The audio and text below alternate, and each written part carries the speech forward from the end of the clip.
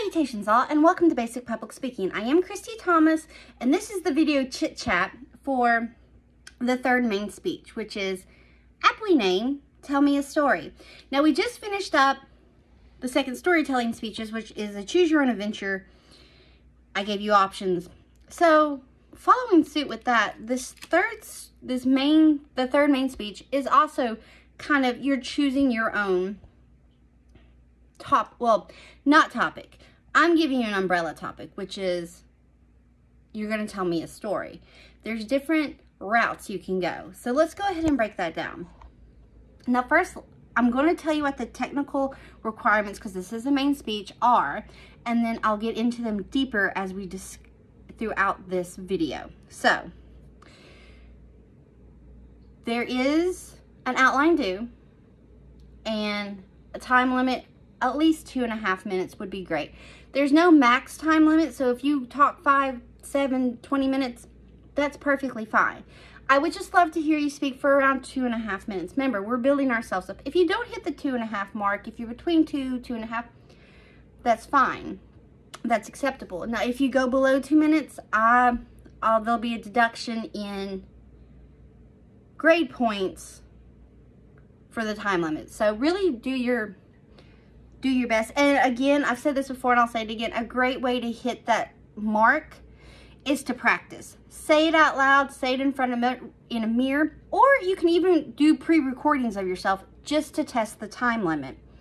Or if you have someone who would love to listen to you or would help you out, do your speech in front of someone and have them time you. That way you get more of an idea of how it sounds spoken verbally out loud than just in your head or kind of at a fast pace when we read. And a quote is due. Now, I'm going to get into how the quotes are working. There'll be a section on in-speech citations, but think of like newscasters on television or radio as well. They give quotes when they're talking, you know. It could be maybe they were covering a political rally. So they summarize the agenda or what was said, or maybe they have eyewitness and they're recapping an eyewitness review. So a really great source to see how in-speech citations work is to watch news broadcasts. It could be local, it could be larger channels, it could be the Daily Show, you know. All those are great resources or you can even watch ones from the past, you know, on YouTube. Great resources to really check out how it works. And a reminder that I'm requiring one citation in this speech because your final speech, which is the persuasive speech, will require 2. Now, with that being said, let's go ahead and discuss the options you have, and I will dive deeper on how quotations and the outline works. And because you are required a quotation, an MLA works cited or bibliography is required. And for this class, I ask that you do MLA citation. Now, the beauty with technology today is that I post and have open how MLA citation works. You know, if you're using it off of television, if you're using it off of a broadcast, if you're using it from a book, a journal, a magazine, a news article, whatever the case may be, I have open references. But like I said, technology is a blessing to us sometimes, and I mean that in the sense that you can take the information and do a plug and chug. There's apps and sites that you can literally put the information in and it creates a citation for you. So a little help there. All right, now to the options. Excuse me, I've had dental work done the last 2 days, so my jaw's a little sore, but I'm trying my best. There's option 1, which is where you literally just tell a story, as in you read a book, okay? I want you to think of primary age kids. Think like preschoolers, daycare centers, kindergarten, you know, elementary school age kids, 1st, 2nd, 3rd, so on. And if you were to go into a classroom and read them a book, Read Across America just happened a few weeks ago. And I know volunteers go into the schools and they read to kids. So think of that. Think of it in that sense. So you can choose like a fairy tale book or a Dr. Seuss book, or it could be a favorite book from your childhood, whatever the case may be here, and you literally read it verbatim. I don't have any of my kids' books near me, but an example would be, I'm using a textbook from other class. You would sit here and read from this book. You record yourself reading it. Now, if this is the option you choose, that's wonderful. I ask that you really get into the storytelling aspect of it. What do I mean by that? When I read to my kids, and I know not everyone's like this, I will change my inflections and tones and my voice itself for different characters or to reflect emotions. So I want you to do that. So if you're doing, you know, a Dr. Seuss, perhaps you're doing, you know, green eggs and ham. The two characters, Sam I am, they would have different voices. You know, change up your voice, really get into it. So option one is to read an actual story and think of younger kids. What you would read to daycare, preschool, pre-K, kindergarten, first, second, third, fourth, fifth. Now when you start getting to fifth, you know, fourth, fifth, and higher, you have chapter books. So if you want to keep it,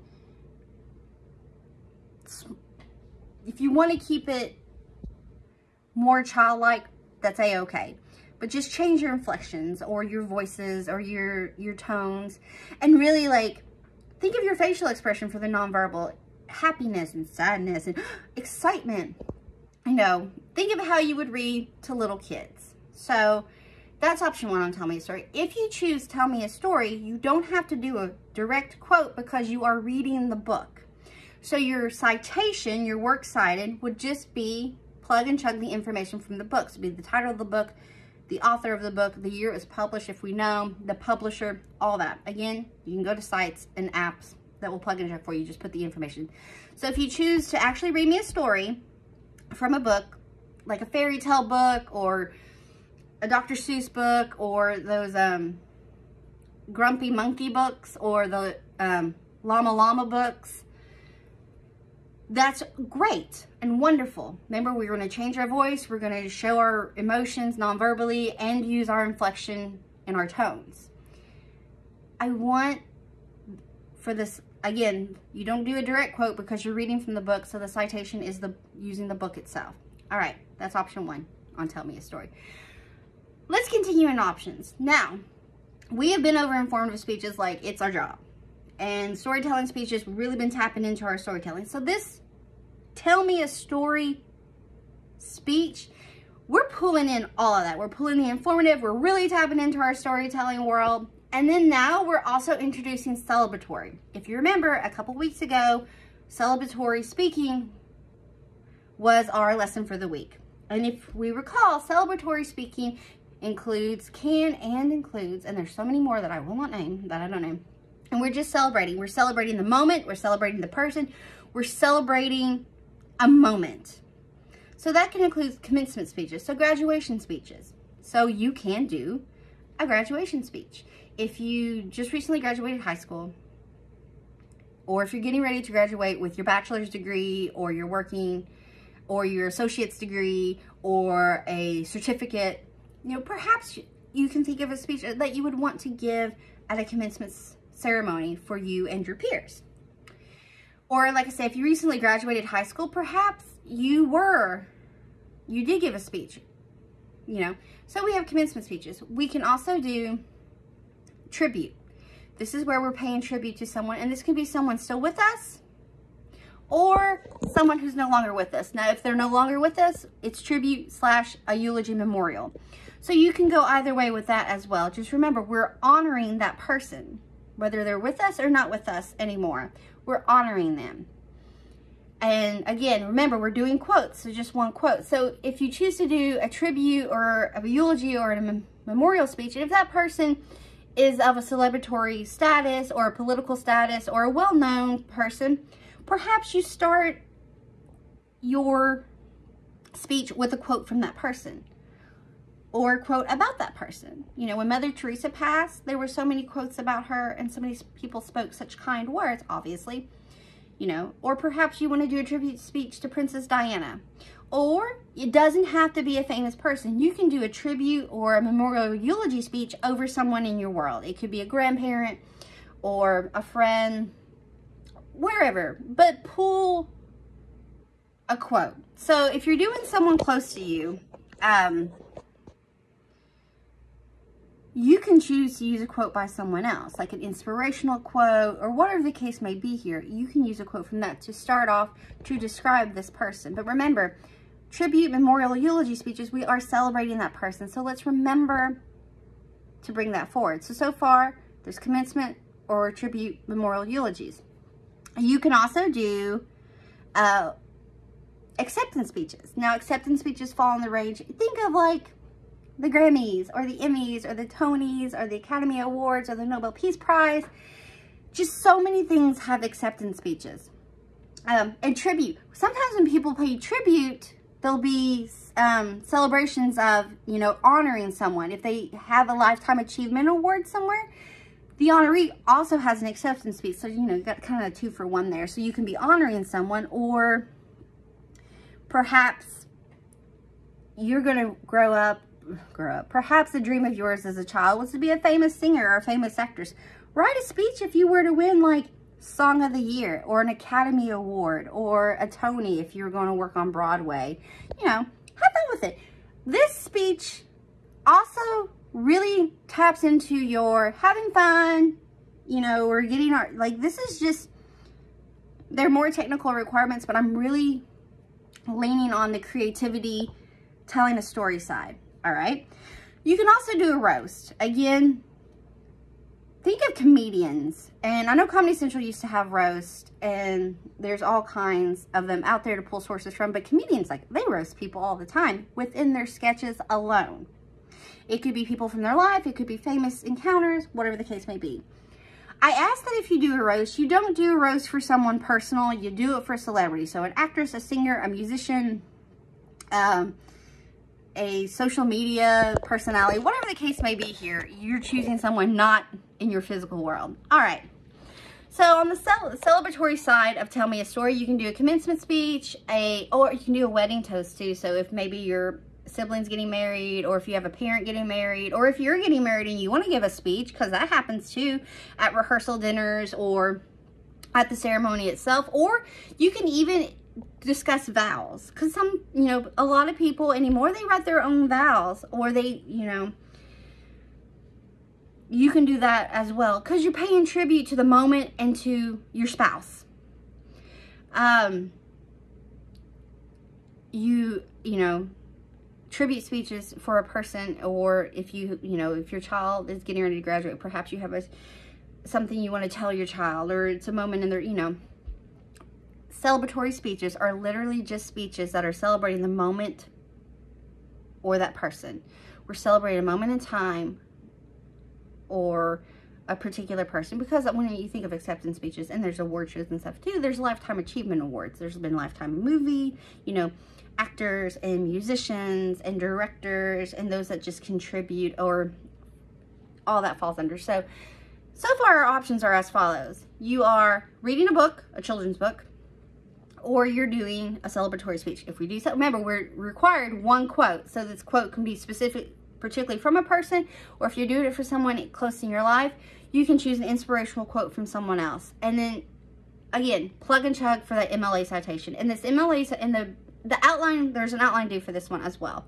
Still, same basic outline. You can use that template that I had uploaded for the outline and the second storytelling speech, the second main speech, which was the how-to, which is when your first outline was due. So you can use that template again. At the bottom of the template, you can just add your citation for your speech.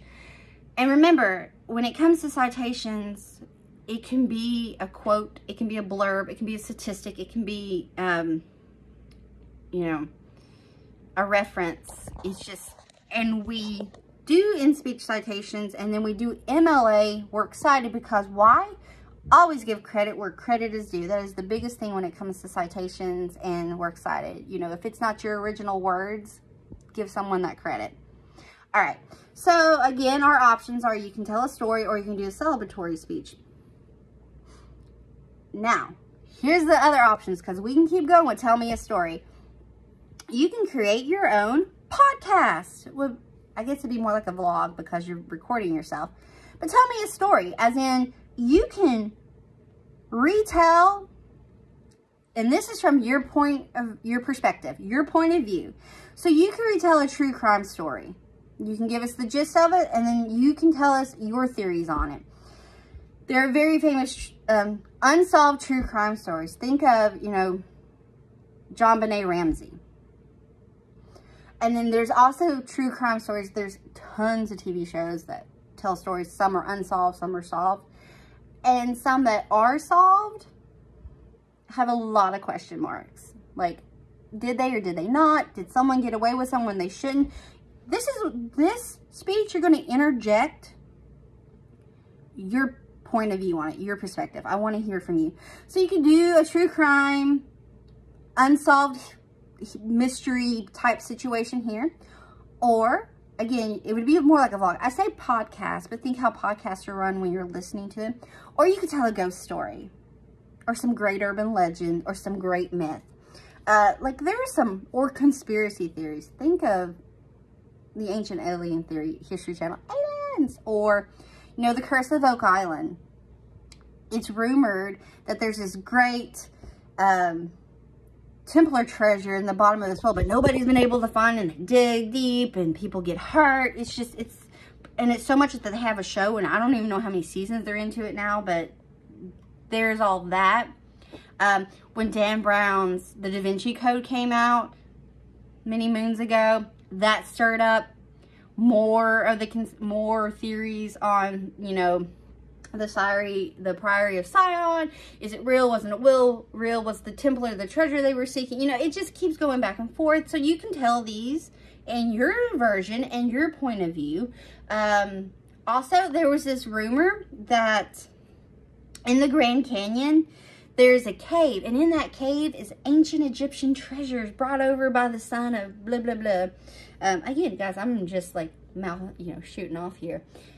You can talk about that, and like, because people can't go to, so you can't even like helicopter around certain areas of the Grand Canyon, and people like, oh, but that's why, da, da, da, da, da. So you can talk about that. So in this podcast vlog you're creating, you can tell me, you know, you can talk about an unsolved mystery, you know, D.B. Cooper. Who was he? Do we know him? Jack the Ripper. What's your theory? Was it a doctor? Was it a woman? People said it was an American. Who could it be? And it could be solved cases or unsolved cases, but you're interjecting your theory on it. There's so many. Oh, so many. And then a lot of shows like on Netflix and Hulu and HBO and Prime and stuff, they reopen up a lot of these stories and cases with new perspectives from people that were there, or friends of the family, or people that worked it, whatever the case may be here. Like for years, Anastasia, the Romanovs, it was believed that she escaped their execution. I mean, believe. And there was a woman that was in an asylum for a long time that swore she was Anastasia. Up and down, people that came in like, oh, it's definitely her. But it wasn't until much later, after this woman passed, that they found the remains of Anastasia not too far from the rest of the family. So, you know, you can discuss that. Okay, so we're going to continue on, because why? This speech is all about the options. You can also give me a review of a movie or a television series or a book or a comic series. You know, give me a quick synopsis. Maybe you want to do, I don't know, Mortal Kombat. There's been a lot. There's been a few. There was the original one in the 90s. The new one came out a few years ago. There was a Mortal Kombat, which is based off a video game. Oh, you can also do a review of a video game too. I should add that. Just give me a quick synopsis of, you know, the film, the book, the game, the television series, the comic book series, the graphic novels, whatever the case may be here. Give me a synopsis. Is there a movie based off of it? Is there a TV show based off of it? Is there a combo based off of it? Like I say Mortal Kombat because there was it started off with a video game. And then what spurred from that, we had the 2 films that came out in the 90s. There was a series, a new reboot of the film. The game's been rebooted several times with updated graphics, and some of the storylines have changed, but some of them haven't. You know, give me your point of view. Give me your spin on it. Are you more like, oh, I totally love the 90s one, or I totally love this one, or the remake was really great because, you know, the higher up we go in decades and years, the better our technology goes. So a lot of films that maybe didn't have the oomph for graphics have them now. But then, are you a classist to the film? Like, is it pure because it was made in that time period? Like, okay, I love the Labyrinth movie. Love it. Hands down, it's one of my favorite films from childhood. I loved everything about it. Jim Henson's work is magnificent in it, and anything I watch Jim Henson's work in, I'm a fan of. That's just who I am as a person. I couldn't imagine that movie being remade in the sense that, one, David Bowie, that is the Goblin King to me. Could technology and all that really add to it? Probably so, but I'm one of those, I'm a purist. Please don't mess with it. Please don't mess with it. And some films are remade, and sometimes the remakes are pretty good. And sometimes sequels are pretty good. You could talk about that too. You know, some movies have spawned sequels, and I don't mean just one. I mean like 4, 5, 6, 7, 8, 9, 10. Or they've been rebooted. How many Halloween movies are there actually out there? There have been reboots. There have been sequels. And it's like, okay, the first Night of the Living Dead that came out in the 50s. And then they broke apart. So then there's remakes, there's sequels, there's spawns. It's just, and then it kind of created the evolution of zombies. You know, if you think about zombies from that 1950s film, the original Night of the Living Dead, and you think of zombies portrayed now, you think Walking Dead, and the last few decades of zombie films or television series. Some shows, zombies are quick. Think World War Z. They are so quick in that. So you could talk about that. You could discuss how this film or literature kick-started the next decades of how we perceive characters or creatures, or, you know, if it's also a video game, how the evolution has changed. Again, anything you do, minus the reading it, well, you actually are interjecting. You want to interject yourself into it. This is where the storytelling, and that's why we've done storytelling speeches, and we're really just building ourselves up because we are choosing our own topic here, and you're really interjecting yourself into it. Or maybe you want to discuss, you know, the evolution of characters from book to movie.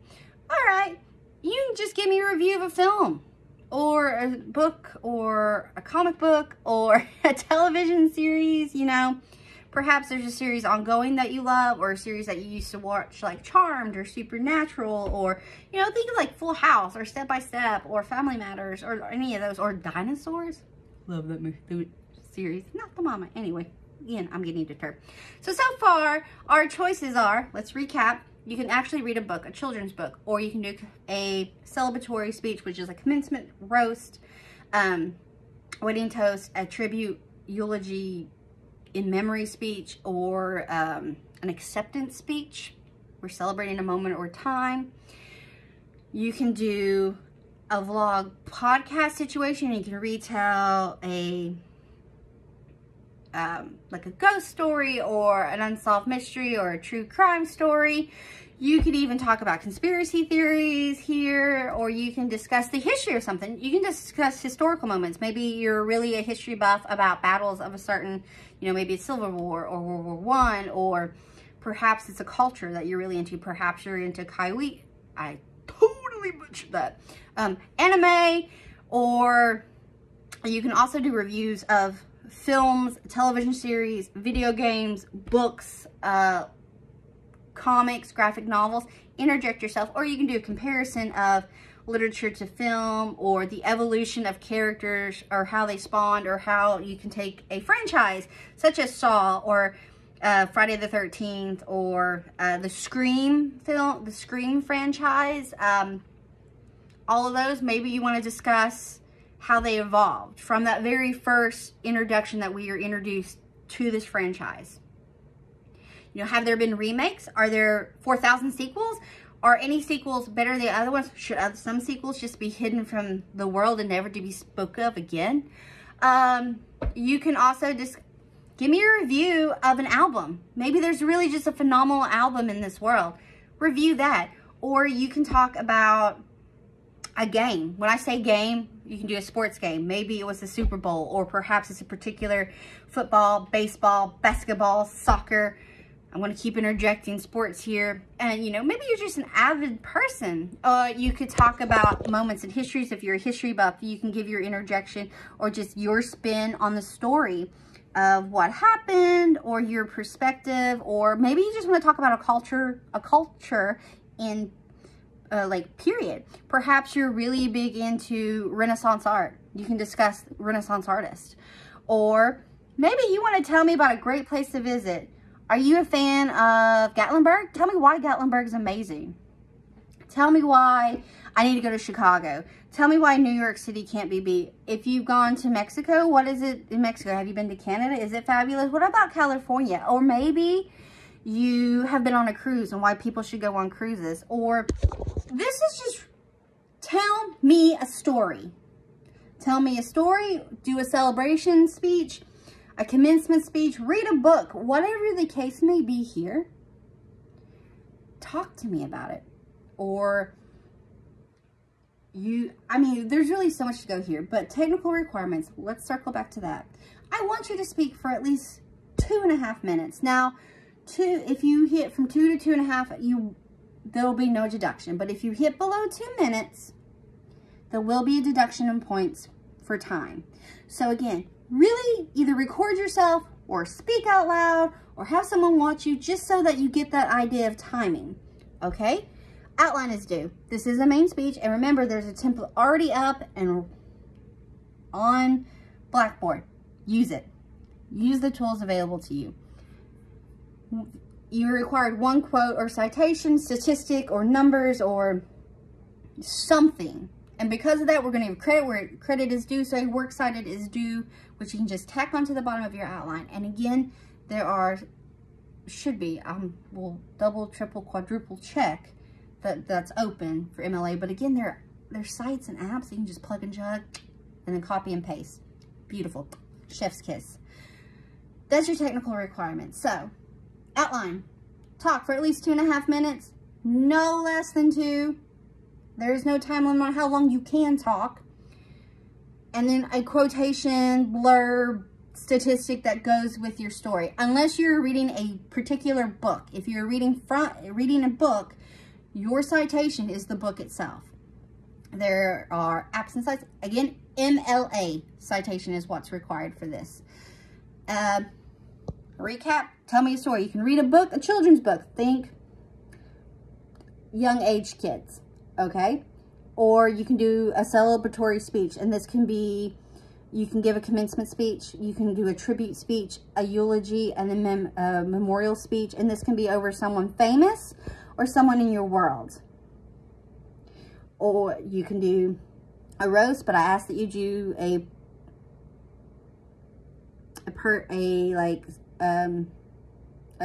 someone known, like a celebrity, politician, musician, political figure, or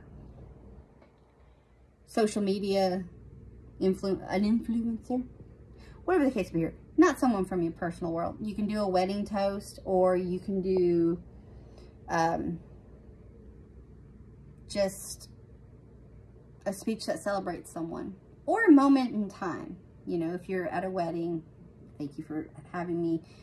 Could be a family member, or whatever the case may be here. A birth. Or tell me a story, as in you're creating your own vlog podcast world. You know, this is where you can discuss true crime, unsolved mysteries, urban legends, tall tales, ghost stories, conspiracy theories. Again, all this, put your own spin on it, folks. Put your spin on. Put your personality into it. I want to see that personality. Or you can do movie reviews, album reviews, band reviews maybe of a musician or a band that you love. Reviews of television series, of books, of comics, or maybe you want to discuss the comparison of a franchise, how it evolved from one to the other, or what's involved in that franchise itself. Is it movies? Are there sequels? Are there remakes? Is a television show coming of it too? Are there books? Are there comics? Did it spurn from a comic? Are there video games? Is there toys? You know, were there spin-offs? What are, you know, some series have spin-offs. Some films have created series and blah, blah, blah, blah, blah. You know, keep going. Or you can talk about a moment in time if you're a history buff or a person. Like if you're really into, like, say, Cleopatra or Hatshepsut or Julius Caesar or Queen Elizabeth, or I'm naming random people here. You can talk about that person. Well, that kind of falls into a tribute speech as well. So yeah, that kind of falls into tribute. Remember, we're giving at least one quote or blurb or statistic or something that goes along with what you're talking about, unless you're telling a story. All right, folks, the purpose of the speech, which is main speech 3, is your tell me a story speech, which falls under informative storytelling, celebratory goodness. Have fun. Interject yourself. Put yourself into it. If you're reading from a book, remember, we're going to change our tones and we're going to reflect the nonverbal with our face on, like, sadness and happiness and excitement and all that good stuff. So, any questions or concerns, please reach out to me and I will get back to you as soon as possible. Have fun. Enjoy this. Bye.